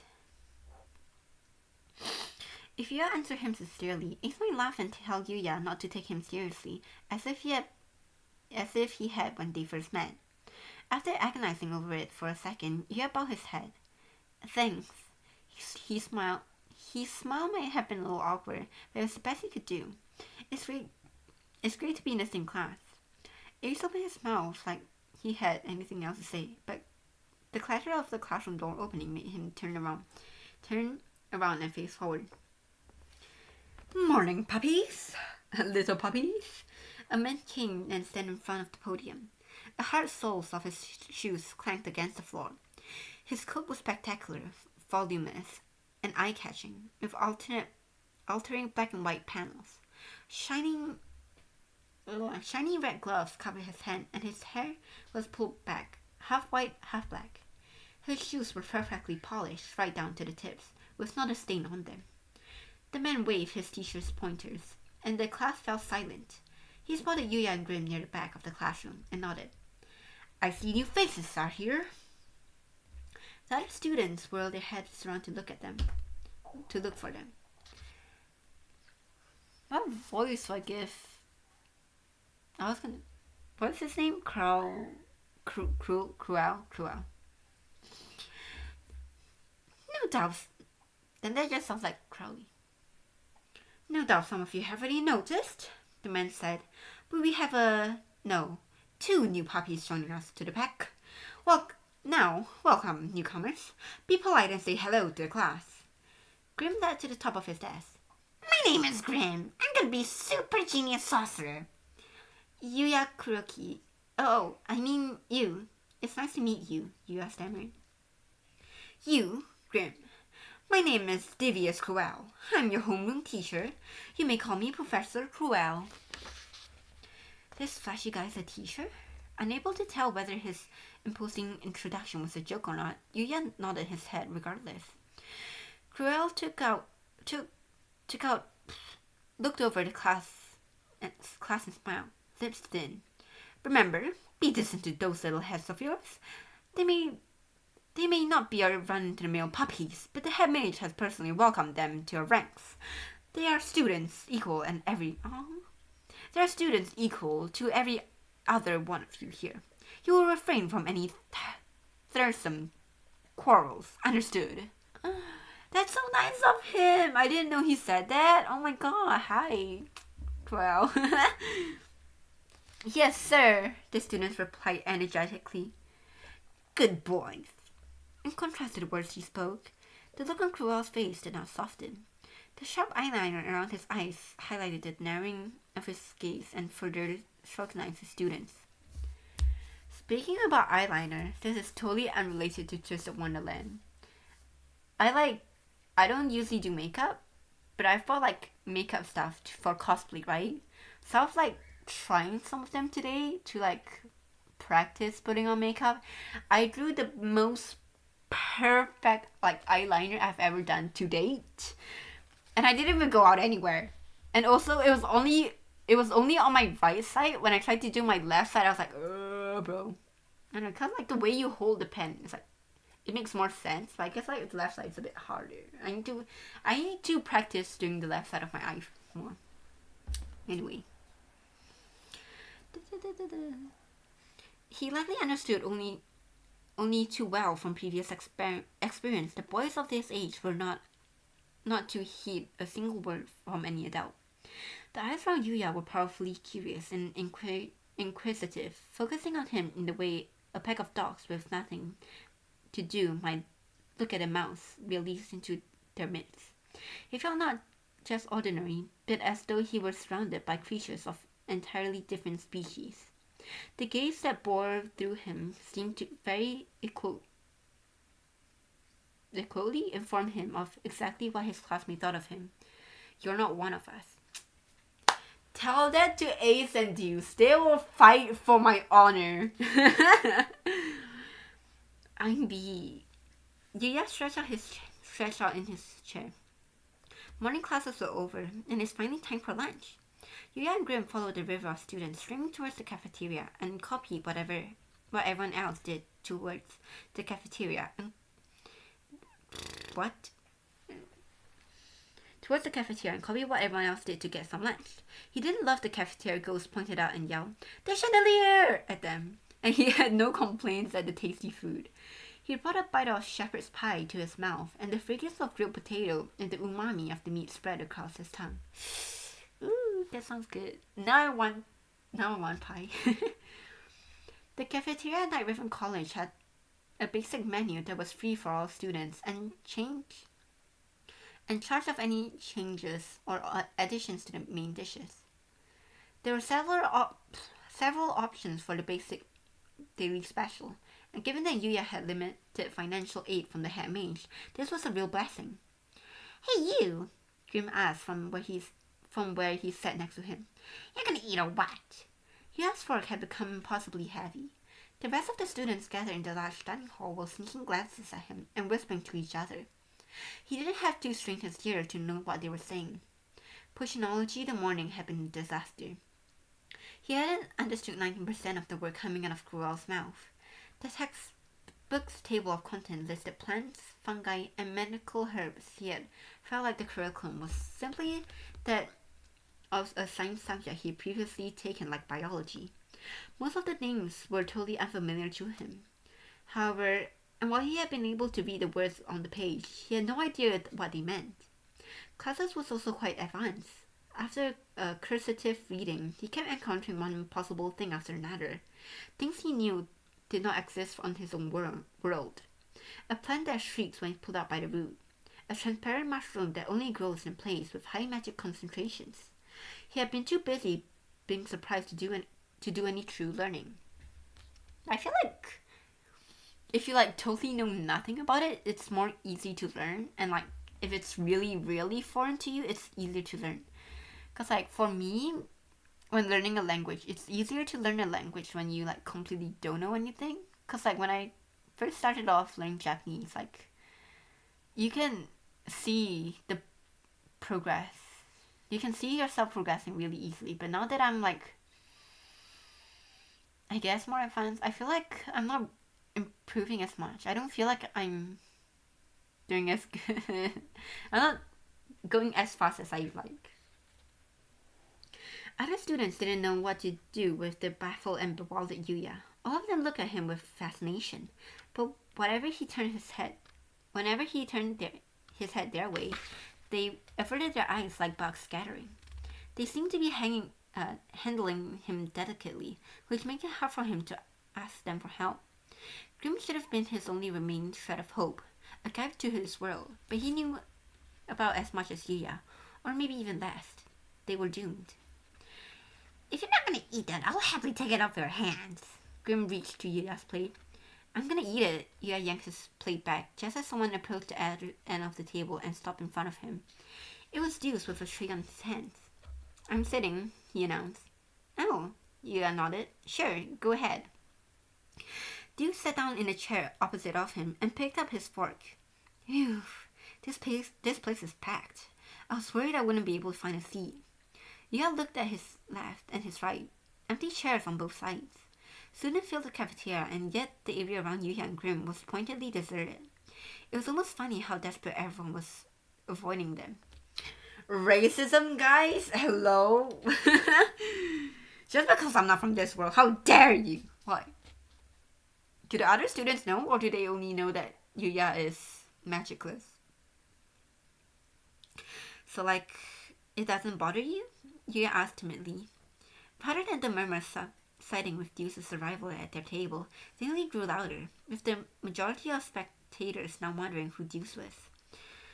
Doesn't what bother me?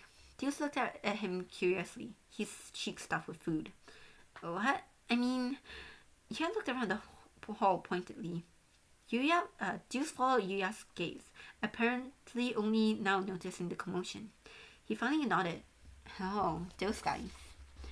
Now that you mentioned it, they do keep looking over there, huh? Nah, I don't really care. He was fairly relaxed, almost entirely different person from the boy panicking over his magic before. He had barely registered what's going on around him. There was no doubt the real Deuce. This wasn't so much maturity as it was unusual amount of nerves. Yuya's concern that Deuce might be bothered by any of this apparent to be entirely unwarranted. You really take all of this stuff in stride, huh? Yuya said. I'm impressed. You think? I'm just a regular, though, Deuce said, nonchalant, as he cut a large chunk of the pie in his plate and brought it to his mouth. He chewed with his mouth open, devouring the pie with obvious gusto. Close the mouth. Close your mouth, boy. Did your mama not teach you any manners? As if competing with Grim. It would be much easier if Yuya could be like that too. Life would be so much more manageable if you could simply not care about what other people thought, the way Dukes did. He took a sip of water and washed down the pie. He was thinking about the afternoon class that laid ahead. He was jealous of Deuce and Grim's boldness, that he could hardly stand it. I'm completely exhausted. Yuya collapsed onto the bed at ramshackle dorm after he had mustered up the last of his strength to take a shower. He had reached his limits. I don't want to do anything else today. The afternoon flight class had been practicing flying on a broom, which the magicless Yuya could not participate in. He would have sat out on the sidelines and watched everyone else, but the teacher, Vargas, had told him he would have to make up for his lack of magic with muscles and force him to do sit-ups for an entire period. Vargas was okay. Honestly, sit-ups aren't too bad. I've been able to do quite a lot of sit-ups when I was younger, but I don't know about now. Endurance stream trying to do sit-ups. Vargas was a very muscular man and looked very much the part of the gym leader. His tightly coiled hair and goatee were very dashing. Check out these pecs! He struck a pose to show off his chest, and his red track jacket threatened to split from his flexed muscles. Folks are obsessed with me because, you can see, I am jacked. Build these muscles, kids. They will build up those muscles, kids. They will get rid of everything that ails you. He told Yuya he would come out with a special training regime just for him before the next flight class. Yuya was grateful for his consideration, but he also been out of breath. He hadn't been able to respond. It wasn't just his brain that was overwhelmed anymore. His body was also weak from exhaustion. I ain't moving from this spot, Grim groaned. Yuya had only watched the class, but the flying thing looked pretty hard too. Grim had bounced up and fallen down on his broom more than once, and now that he was stretching out on bed, just as swept as Yuya. While they were at school, the ghost had put together a bed for them. Aww. The mattress was new, and the scent of laundry detergent wafted from the white sheets. It was big enough for him and Grim, and the room to spare. He couldn't have asked for a better present to celebrate their admission to the school. Oh, I love the ghosts. Protect the ghosts. I'm gonna fight for their lives. I don't care if they're dead. I will do anything to protect them. First period tomorrow's History of Magic, Yuya said. Grim sighed. I wanted a class where I can show my amazing magic. I don't care what the class is, so long as it's easy, but in history, he could have easily pictured how difficult the class was going to be for him, considering he had just come from an entirely different world. No doubt he was just exhausted again tomorrow night. Was he going to live like this forever from the point on? Feeling like he had nowhere else to go, no purpose, no home to return to, and just aimlessly wandering through life? The more he thought about it, the gloomier he became. Let's just go to sleep. Good night, Grim. Yuya fell so quickly into sleep. Yuya fell so quickly into a deep slumber that he never knew if Grim had said anything in response. Card. Hurry up and paint the roses red. Scatter them as quick as aforesaid. Hurry, there's your roses to be painted. Painting roses? Why are you painting white? I have to voice a female character. Oh my god. Why are you painting these roses? Oh, how does Alice sound like? I don't know. Why are you painting these white? Why are you painting this white roses red? Huh? Why do you ask? It's quite simple. We blended the wrong colors, you see. The queen likes her roses red. If they're white, we'll lose our head. Goodness. And so we're painting the roses red. The world changed abruptly. Bang, bang, bang, bang. The noise echoed through the room. At first, Yuya wondered if the ghosts were up to something, but when he heard, "Open up!" a voice that was too high to be theirs, someone was knocking at the dorm's front door. He opened his eyes and cracked and saw the curtainless window in the pitch black outside. It's still night.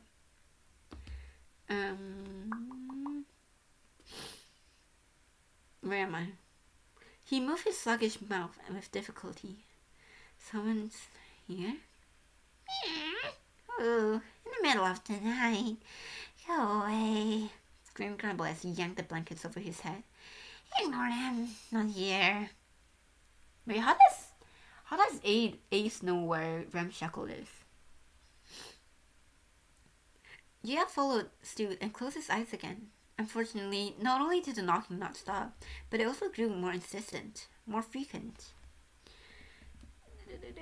He and Grim poked at each other and squabbled about who would go check it out, until they were both more or less awake. In the end, they decided they would just go and answer the door. Great jeez! Grim huddled. Who's there? You got any idea what time it is? The banging would stop when they turned on the light in the entryway. Who is it? Yuya asked. Head mage? It's me, Ace, said a voice through the door. Uh-huh. Ace? He and Grim exchanged looks of the unexpected visitor. What's up? It's late. Yuya opened the door. It was Ace, and he looked extremely unhappy. While Yuya and Grim were in their pajamas, he was still in his school uniform, but Yuya's eyes were drawn to one thing in particular. A large, very obvious, black and white collar around Ace's neck. Blah! Grim cried out from when he noticed. The collar was the same one Riddle had shackled Grim at their orientation. They stared, stunned. I am never going back to Hartsabil dorm, Ace shouted with trembling rage. I'm joining your dorm, for good. I thought you said you're not going to join because you don't want to run between your tails or something. I have about 20 minutes left. Okay, we can keep going for a little bit. I don't think we'll get to finish the chapter though. In the days after the orientation, new students would be wandering around the sprawling campus ground, hopelessly lost. At Night Raven College, ghosts holding up wayfinding signs were much a sign of all the challenges leaves of the trees. The layout of the school was confusing, to say the least. After spending some time as a lost lamb himself, Ace had finally stepped into the kitchenette at Harsabil, and the tension slid out of his shoulders. In the supposed short trip from his room, he had taken the wrong turn 3 times. Outside on campus was one thing. He was good at dealing with things on the fly. He had always had a pretty good memory. He already had the entire map of the large campus neatly tucked away in his head. And yet his own dorm had him at wit's end. With so many unnecessary complicated twists and turns, doors so tiny for anyone to actually use, doors that open into walls, and an overall design sensibility that would be best described as dizzy.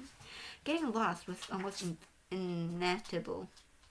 I'm starving, he said to himself. I need food. Unfortunately, the fruit basket on the side of the table was empty. He should have seen that coming since it was already late, but he couldn't give up his quest, so he began rummaging through the cupboards. He hadn't been able to focus during lunch, and then again at dinner, so he barely tasted food. With the entire student body keeping Yuya and Grim at arm's length, Ace had spent time deliberating whether he should say hi or if it was better to ignore them. He was thinking about us the whole day. Say hi to me anytime. But then Deuce had plonked himself down at the table, and the other students started talking to Ace, and before he knew it, dinner time was over.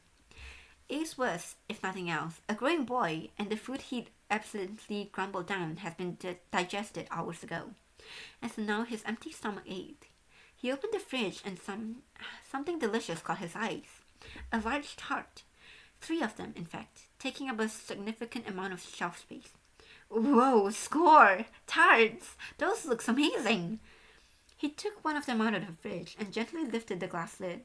Since each of the 3 tarts were in its own pan, and there were no signs of a box like that one bakeries provided for cake, he had assumed that they were homemade, and they didn't look homemade at all.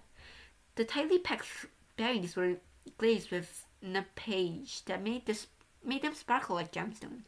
Irresistibly drawn to the tart, he brought it closer to his nose. The sweet buttery scents practically short-circuited his brain. There's plenty to go around and all. No one's gonna notice if I snack a teensy slice, right? He hesitated for a moment before extracting a slice of the beautiful round tart. But desserts exist to be eaten, and it was a dorm fridge, so the tarts have to be put there for the dorm residents.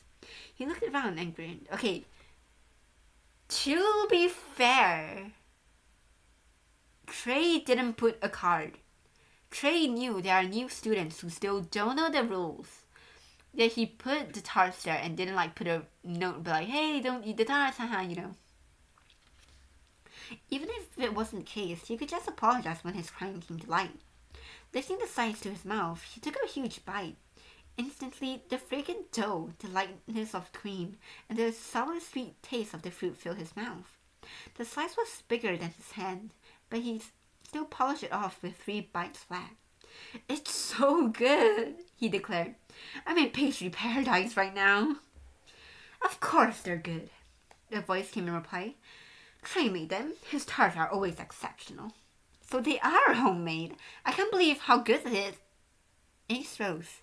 Ever so timidly, he looked over his shoulders to see a hair redder than the strawberries he had just eaten. House warden! Riddle was standing imposingly at the doorway, his arms crossed and his state-gray eye burning with anger. Ace shuddered in fear. The Queen of Hearts Rule 89 is quite clear.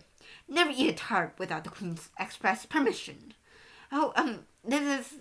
Ace stammered. Not that. I will not hear excuses, Riddle cried. How dare you touch what's mine? The theft of tarts is a serious crime.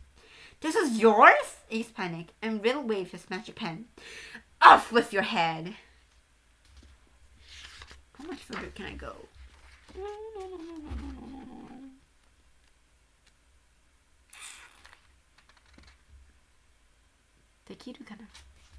I'm gonna try. And here I am. Ace finished his explanation from his seat, from the lounge sofa. And Yuya and Grim actually stood at a loss of words. Ace grew even sulkier. What? What's that look for? Think about it, man. I don't think it's over the top for my magic to get stealed away for eating 1 slice of tart. For a mage, just like having your arms and legs bounded and shackled. Come on, you know this is messed up. I mean, you're both kind of terrible, Grim noted. There were 3 whole tarts. 3! Ace protested. It's not like he could eat them all by himself. How ballistic if you stuck even a bite off me. Grim sniffled. No matter where you ran, I'll hunt you down. I'll make you pay. Well, maybe you would. Ace turned to the silent Yuya. What about you? Me? Yuya was suddenly flustered. Rack that brain of yours, man, Ace told him. Remember all that stuff Riddle said about you at orientation? You think he's a tyrant, yeah? Yuya felt a bit piqued at the sight. It would only lead to conflict, so he avoided the question entirely. I don't know, he said finally. For real? Ace shoulders slumped in disappointment. So no one's got my back here? Why are you so hungry anyways? Yuya asked. Did you miss supper or something? I had supper. It just wasn't enough, Ace said angrily. It seemed like there was no extenuating circumstances to consider. But maybe Riddle would forgive you if you apologized? Yuya wondered. Ace looked up at him. You think? Yuya nodded. If you really mean it, absolutely. He thought back on the glimpse of what he gotten to see Riddle at the orientation. Anger that made Yuya's hands stand on end, a beet red face bubbling magma, and a stubborn and strong-willed tone. It's no doubt takes some work for him to get this go, but that didn't mean it was impossible. Ace gave up. Fine, I'll go apologize to him tomorrow. Great, Yuya smiled. So anyways, let me crash here for tonight, Ace continued. Huh? Grim said. Why should we? No way. Jeez, dude, Ace rolled his eyes. You gotta let me stay. The guys have been all, wow, at the chandeliers and blah, blah, blah, as a heart-of-the-wheel student. I can't go crawling back now after running out like that. He leaned forward abruptly and clapped his hands together. Please. He raised his eyebrows high on his head, making his eyes rounded with a pleading puppy dog. He clearly knew how to work a cute angle. Ooh! If you can't tell, Ace is my favorite. He was cunning and pushy, but in that way made him sympathetic and likable. He cocked his head to one side. Come on, there's no one here but you guys anyway, right? This place is so big, and it's just for one night. I promise, I'll pay you back later. Fine. Grim growled with a scowl. You can crash, but it'll cost you 10 cans of tuna. You got a deal, Ace grinned. The ghost slipped through the walls and flew in around the light. Ooh, a friend, one chirped. Never thought we'd see folks leaving up to ramshackle down again, said another. Shut up and quit jumping out of the walls. Grim waved his paws around in the air, as if he was swatting flies. You watched as the usual game of tag with the ghost began. Hey, Ace said rapidly and a complicated look on his face. The other took his eyes off the chase. Sorry, what was it, Ace? Are you still mad? He mumbled. He blinked in confusion. About what? You know, about getting off the wrong foot, he said. We first met in front of the statues of the Great Seven. His heart leaped in his chest. He wanted to forget the whole thing. Ace had seemed so nice when he first started talking to them, and Yuya had totally been taken in by him until Ace had done a total 180 and started totally making fun of him. He laughed maliciously and called him a total bone. He wasn't sure what he should say. He wasn't angry. He was scared and didn't know how to interact with someone who was so straightforward. What was Ace trying to accomplish by bringing that up now? Yuya sunk a glance at him, but Ace was hanging his head. You can see it. He's right to a bad shape. One of my friends, she knows Twist of Wonderland. Her favorite is Jamil. And she hasn't played the game. She's not up to book 8. Not book 8. Book 6. She hasn't finished book 6 and not book 7 yet. But she thinks Ace is an asshole. She said Ace is a red flag. He might be red, but no, he's the greatest forest there is out there. I'm not gonna say my reasons because there'll be spoilers, blah blah blah. But I love Ace so much. Thank you, Ace. I love you so much, my king. Where was I? He tried to puzzle an answer, but he couldn't glean any clues.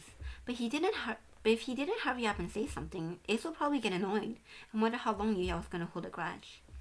Perhaps sensing Yuya's panic, Ace murmured, "Sorry," while still looking down. Yuya said, doubting what he heard. Oh, come on. Ace yanked his head back up. I said I'm sorry, okay? I didn't know your whole deal. And I said some stuff that may be kind of mean. I mean, I just heard there was a guy with no magic at school, and I figured you had bullied your way in here or something. Like, the rest of us had to work our butts off to get in, and you just started waltzing. It bugged me, alright? Like, hey, no fair. This was delivered quickly, almost in a single breath, and he fidgeted awkwardly. My bad. He glanced at Yuya. And since I apologize, you forgive me, yeah? Call it even? Yuya couldn't help but laugh. It was so like Ace. Yeah, he nodded. And I wasn't mad, not at all. Ace had been mean and unfair, but also entirely correct. That was why Yuya had been so scared. At last, he realized the whole incident that had been nothing more than the posture of the boy to seem aged as him. Thinking back, he realized that Ace had also been pretty nice to him, like when he said hello to him that very morning. And Yuya had been on edge, wondering if there was some kind of ulterior motive behind the simple greeting, which wasn't fair to Ace. What else did Ace think was the reason behind Yuya's fear of him? He also remembered that he missed his chance to say something important. I really appreciate your help yesterday. Now it was his turn to bow his head. He hadn't been able to thank Ace properly and for rescuing him from the monster in the nick of time. If you haven't been there, Ace, I don't think I'll be here right now. Appreciate it? Ace wondered with laughter. This isn't some kind of high-faulty rich kid school. You don't need to be so polite. Rich kid school, you got Riddle, if he's considered rich. You got Leona, you got Azul, you got Kalima, you got Bill, out of everyone. You got did I say Leona? Yeah, I said Leona. You got Idia, Ortho, you got Wakasama, you got a war general, boo, rich kid school. And why are you all house wardens? Yeah, watch us a you. Oh, where am I? Yeah, smile. Okay, thanks. It seems that to Yuya, the A's cheeks were colored with a slight hint of red, making him actually look like his age for once. Well, okay, Ace clapped his hands. So we're all clear. No hard feelings. Now I can crush you with clean conscience. Hey! Grim closed in on Ace with his pillow on one of the ghosts. I'll tell you right now, outside of the bedroom, me and you used, this entire dump is buried with under a foot of dust. So if you want to crash, you better start cleaning. Is there any way to treat a guest? Ace snapped back. Just let me have this room. Use one thing, but you can basically sleep anywhere. I'm very sensitive. Grim sniffled huffily. The only place I can sleep is a bed. Liar. You are sawing some serious loss in today's potionology. On your very first day, the ghost yelled at Grim. The large of ramshackle dawn was full of life, and Ace's cheerful attitude was like the sun in the moon. He's like the sun in the moon. Oh my god. Oh my god, that's so cute. A moon would make a good motive for my Usona, cause ramshackle. Maybe. Ooh, hold on, cooking up. Maybe the emoji to use is a moon. I think that's really common. I don't know. Where am I? Ace's cheerful attitude was like a sun in the room. I thought it said sun in the moon. Oh my god. When he laughed, Yuya felt his own heart lifting, as if his sadness for the moment before had never been. He didn't understand anything about the world around him, but at least he was moving forward now, in which case he might be able to try a little harder tomorrow. With this warm thought, Yuya fell asleep. I can do it. A hoarse electronic buzz snatched his consciousness. It was the faintest sound, too quiet to be an alarm clock or the phone alarm.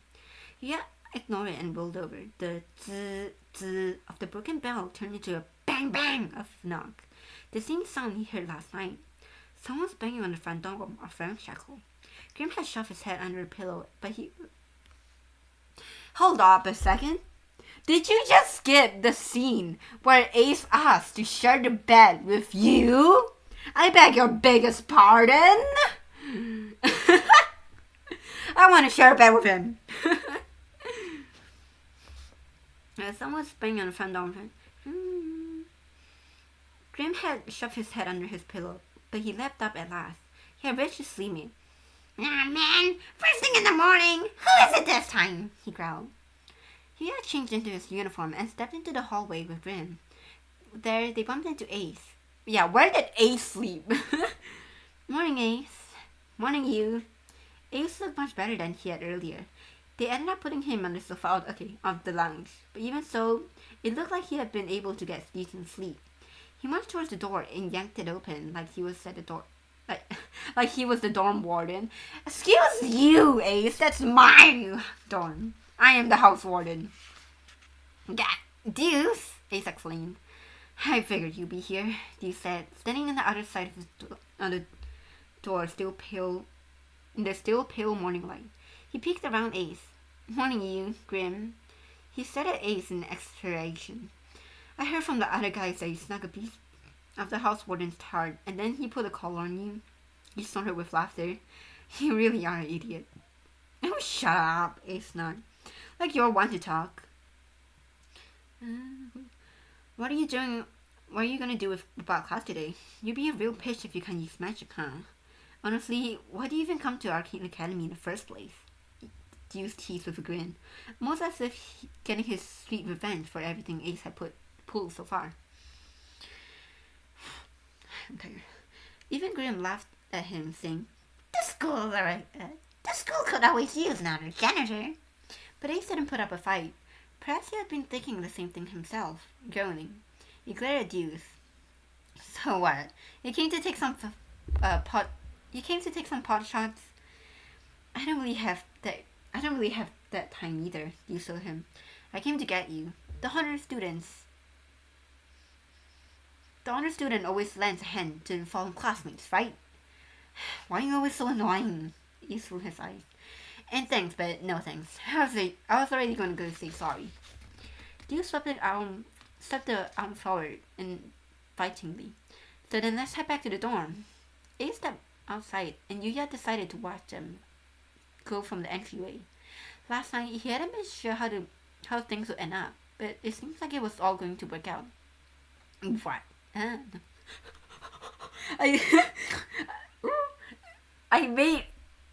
saw the what and then I instinctively said it really aggressively, but I saw Ace. I was like, oh no, that's not how Ace would speak to me. What? Ace looked back at him unhappy as okay, never mind, it is accurate. What? Ace looked back at him unhappily as Yuya stood in the hallway grinning. Get a move on. Get a move on, you. Huh? Your eyebrows shut up. You want me to go with you? You're the one who said I should apologize, Ace said. So what, you're just gonna abandon me? That's not what I'm thinking. Yuya shook his head. It's just, do you need me? Won't you be okay by yourself, Ace? You're going to school anyways, Ace told him. Two birds, one stone. He felt nervous at the idea of watching someone apologize, especially to the terrifying riddle. He would prefer not to have anything to do with it, but Ace pestering him. It didn't seem like he could really say no. When he begrudgingly agreed, Ace laughed. Yeah! Deuce cocked his head to one side as he watched this exchange curiously. Were you guys like this yesterday too? Like what? Ace demanded.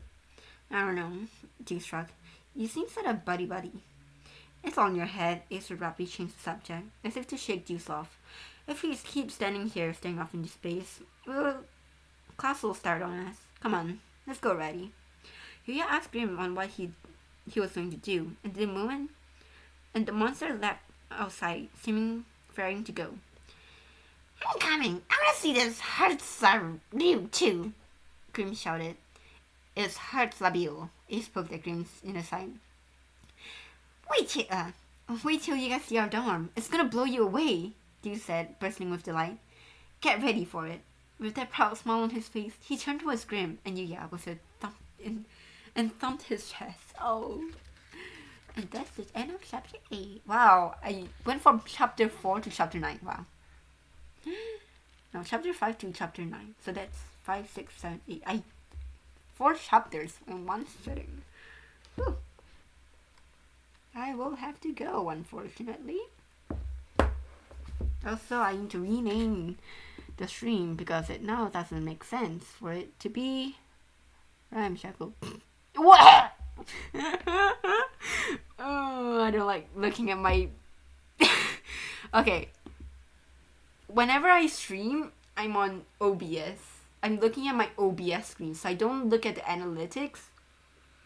So I just switched over to YouTube to end the stream, and I saw that how many 32 people have watched my stream, and the average duration is 24 minutes, or is that seconds? It might be seconds, might be minutes, but oh my god, why are people watching me be why are people watching me be cringe? Yeah, we're like halfway through the book, I think. There's only 13 chapters, so yeah, I'm like halfway through the book. Wait, 13 page? Wait. Do we only have 4 chapters left? No way. No, 18, okay. Kind of halfway, yeah, I am kind of halfway. Yeah, I am halfway, yeah. Perfectly halfway, woo! Yeah, I'm gonna end the stream now, okay, bye!